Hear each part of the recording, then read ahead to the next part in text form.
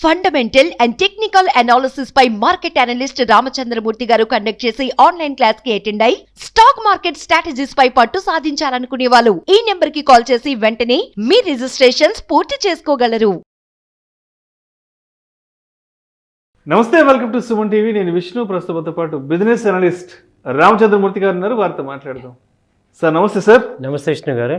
Sir Ramachandra మూర్తి గారు, చాలామంది ఈ పెన్నీ స్టాక్స్ గురించి అడుగుతుంటారు అండ్ వీడియోస్లో కూడా చాలామంది కామెంట్స్లో అడుగుతుంటారు. సార్ మంచి పెన్నీ స్టాక్స్ ఏమైనా ఉంటే చెప్పండి, ఏ పెన్నీ స్టాక్స్లో ఇన్వెస్ట్ చేయొచ్చు, అసలు పెన్నీ స్టాక్స్లో ఇన్వెస్ట్ చేయడం మంచిదా కాదా? అదేవిధంగా చాలామంది ఇంకొంతమంది అడుగుతుంటారు, ఈ పెన్నీ స్టాక్స్ అనేవి చాలా త్వరగా మల్టీ బ్యాగర్ కూడా అవుతాయంటే కదా అంటూ రకరకాల ప్రశ్నల్ని సంధిస్తుంటారు. మరి అసలు ఈ పెన్నీ స్టాక్స్లో ఇన్వెస్ట్ చేయాలనుకున్నా లేదంటే చేస్తున్నా ఎటువంటి జాగ్రత్తలు తీసుకోవాలి అంటారు? ఎందుకంటే ఈ వీడియో ఎస్పెషల్లీ ఒక ఎడ్యుకేషన్ పర్పస్, ఒక అవేర్నెస్ కోసం డిస్కస్ చేద్దామని. అవునండి, చాలామంది పెన్నీ స్టాక్స్ని కొంతమంది ఏమో దాన్ని అవాయిడ్ చేద్దాము, అది పెద్ద రాదు అని కొంతమంది అంటారు. కొంతమంది ఏమో పెన్నీ స్టాక్సే ఫ్యూచర్ స్టాక్స్ అనేది అంటారు.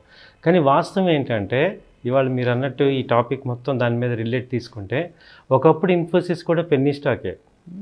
అవును, ఒకప్పుడు మనకి ఏ కంపెనీ అయినా, ఫ్లోరిషింగ్ కంపెనీ అయినా వచ్చేది పెన్నీ స్టాక్ నుంచే వస్తుంది. అవును. సో ఇప్పుడు మన ఇవాళ ఇన్ఫోసిస్ గెయింట్ కంపెనీ, బట్ ఒకప్పుడు అది పెన్నీ స్టాకు. అలాగే టైటాన్ ఒకప్పుడు పెన్నీ స్టాకు, అది జుంజున్వాలా గారిని చాలా తీసుకెళ్ళింది. సో ఇవాళ పెన్నీ స్టాక్స్ రాంగ్ కాదు.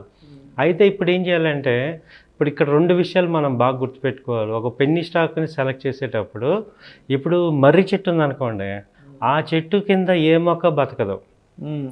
అలాగే సెక్టార్లో ఇప్పుడు ఏషియన్ పెయింట్ ఉంది, పెయింట్ సెక్టార్లో అది లీడింగ్. అందులో పెన్నీ స్టాక్స్ని సెలెక్ట్ చేసిన వాడికి జీవితంలో డబ్బులు రావు. అంటే ఆ మర్రి చెట్లు టైప్లో గెయింట్ ఇండస్ట్రీలో పెరిగిన సెక్టార్స్లో ఇన్వెస్ట్ చేసే స్మాల్ కంపెనీస్ సస్టైన్ అవ్వలేవు. వేరే కంపెనీస్కి అవకాశం ఉండదు ఆ స్థాయిలో ఎదిగి పైకి రావడానికి. పరిజ్ఞానం మనకి పెన్నీ స్టాక్స్ ఎలా ఉండాలంటే, మనకి సామెతను చూడండి, ఇప్పుడు చెట్లు లేని చోట ఆముదం చెట్టే మహావృక్షం అని, అలాంటి సెక్టార్స్ పట్టుకోవాలి. దానికి చాలా రీసెర్చ్, మనం ఊరికే క్యాజువల్గా ఏదో కొందామంటే, ఇప్పుడు బ్యాంకింగ్ తక్కువ ఉంది కాబట్టి ఈ బ్యాంకింగ్ సెక్టర్లో స్టాక్స్ తక్కువ ఉన్నాయి. ఇప్పుడు చాలా కొన్ని స్టాక్స్ ఉన్నాయి బ్యాంకింగ్లో, అవి 20 రూపాయలు, 50 రూపాయలు, 100 రూపాయలు ఉన్నాయి. ఇవి అలాంటివి కాదు. ఎందుకంటే బ్యాంకింగ్లో గెయింట్ ఉంది. హెచ్డిఎఫ్సి కానీ, ఐసిఐసిఐ కానీ, యాక్సిస్ కానీ, వీటన్నిటిని దాటి ముందుకెళ్ళాలంటే ఈ కంపెనీల వల్ల అవ్వదు. ఇప్పుడు సిటీ యూనియన్ బ్యాంక్ ఉంది, అది ఎంతకాలం అంత లెవెల్లో అవ్వాలంటే అవ్వదు. సో అది పెన్నీ స్టాక్ అని నేను కొంటాను అంటే అందులో గ్రోత్ రాదు. సో ఇప్పుడు ఎలా ఉండాలంటే పెన్నీ స్టాక్స్ అనేవి ఆ ఇండస్ట్రీలో ఫ్లోరిషింగ్లో ఉండాలి, ఎంట్రీ పాయింట్స్లో ఉండాలి. అంటే నెక్స్ట్ 2 to 3 yearsకి ఎదగడానికి స్కోప్ ఉండాలి, గ్రోత్ అవ్వడానికి. అంతేగాని ఇప్పుడు కన్స్ట్రక్షన్ ఉంది సార్, ఎన్సీసీ ఎప్పుడు చూసినా 100లో ఉంటుంది.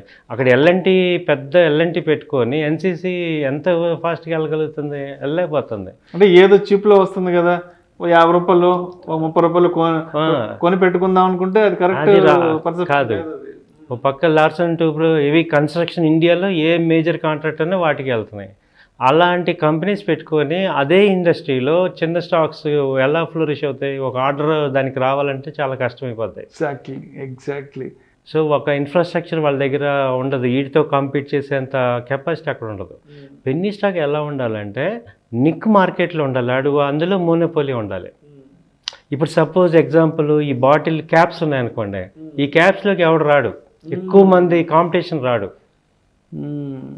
అలాంటి కంపెనీస్ పట్టుకోవాలన్నమాట. ఈ బాటిల్స్ కానీ, ఈ పేపర్ ఇండస్ట్రీ, ఇలాంటి హెవీ కాంపిటీషన్ ఉండకూడదు. అందరూ అడుగు పెట్టలేని, అందరూ ఇన్వాల్వ్ కానీ సెక్టార్ని మనం పట్టుకోవాలి.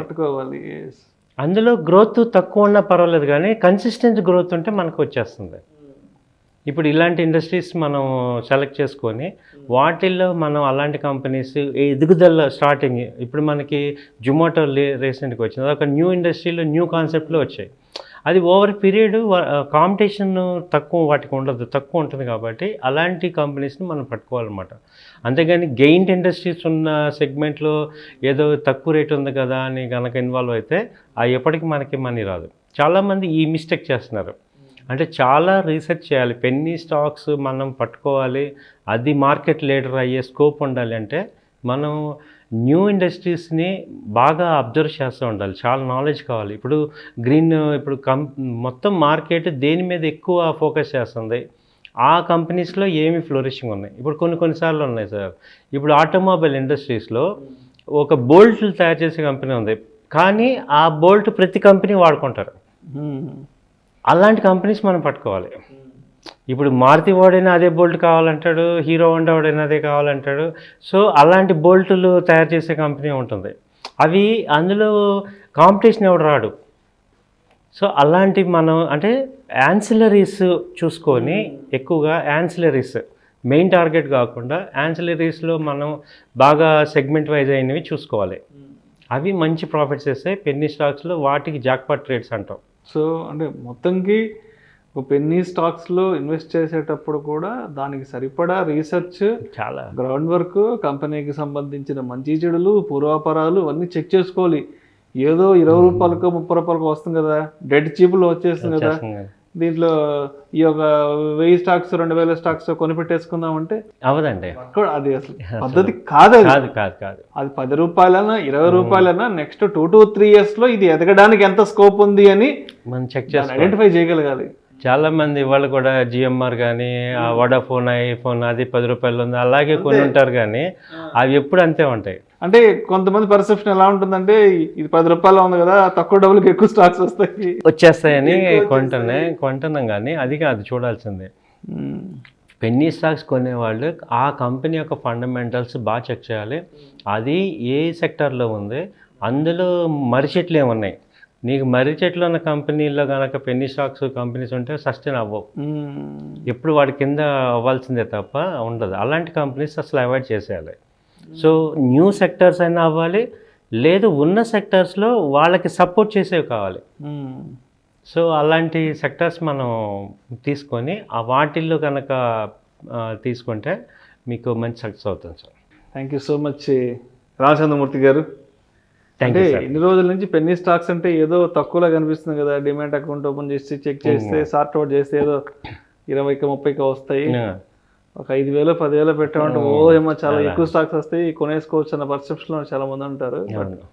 అది 10 అయినా 20 అయినా సరే ఇది గ్రోత్ అవ్వడానికి దీని చుట్టూ ఉన్న స్కోప్ ఏంటి, దీనికి ఎటువంటి సపోర్టింగ్ స్కోప్ ఫ్యూచర్లో రాబోతోంది, దీనికి ఎటువంటి అనుకూల వాతావరణం ఉండబోతుంది అని ఇటువంటి అంశాలను పరిశీలనలోకి తీసుకొని పరిగణలోకి తీసుకొని ఇన్వెస్ట్ చేసుకోవచ్చు అంటారు. మంచి చెడు వాళ్ళ యొక్క ఫైనాన్స్ ప్రొఫెషనల్ అడ్వైజర్స్ బాగా రీసెర్చ్ చేస్తే కనుక దాని మీద కూడా కొంచెం బాగా రీసెర్చ్ చేస్తే మంచి వెల్త్ క్రియేట్ అవుతుంది. Right. Thank you sir. Thank you so much. Thank you sir.